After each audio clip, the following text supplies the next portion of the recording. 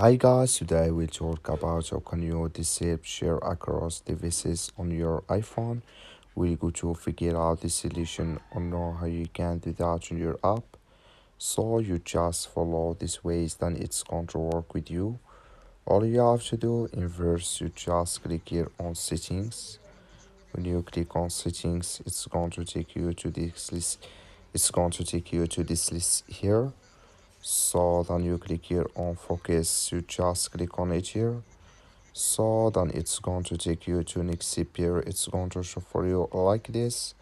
You come here to show across the faces. Just click in this sign or this color. Like you see color, it's going to mean share across the faces. It's disabled with us now.